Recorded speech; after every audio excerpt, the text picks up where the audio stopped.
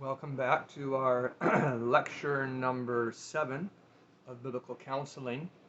And this is another one of those periods when we're going to be spending our time trying to move our material from short-term to long-term memory. But first, let me give you a quiz. So this is question 1. Have a pen and paper or be ready to type. Question 1. When Ellen White talks of mental illness issues, she often uses the phrase diseases of the blank. Fill in the blank. Disease of the or diseases of the blank. When Ellen White talks of mental health issues, she often uses the phrase diseases of the blank. Question 2.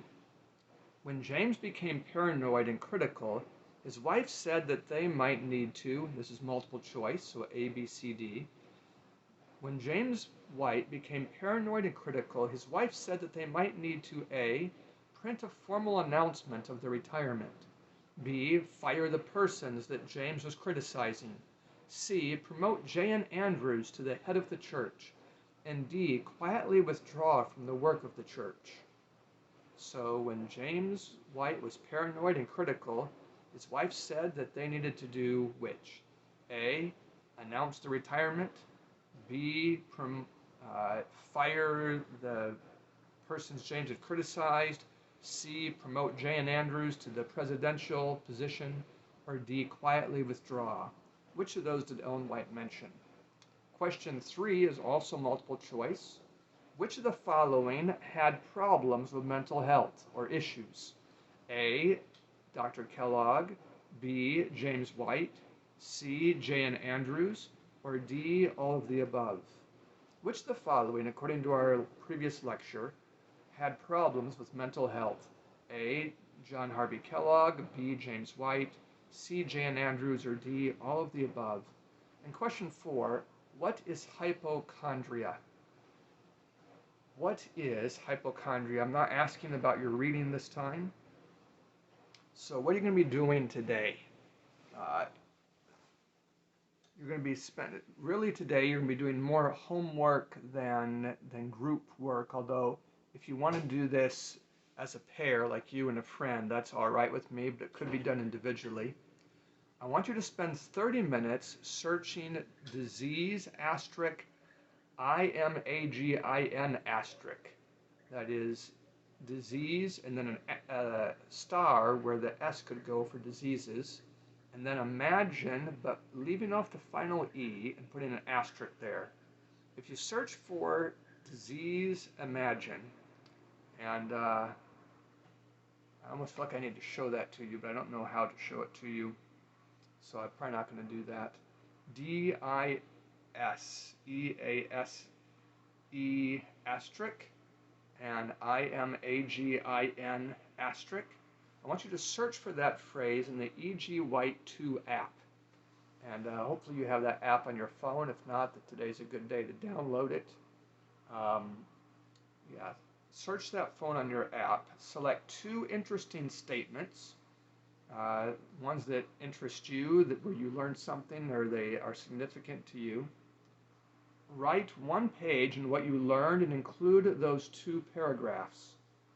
If needed, write more than a page. Give these to Joshua or send them to me. Expect to use the class period for this project, but also 30 minutes outside of class or more, unless you are a fast writer. In other words, during this class period, you're going to have a half hour to work on that.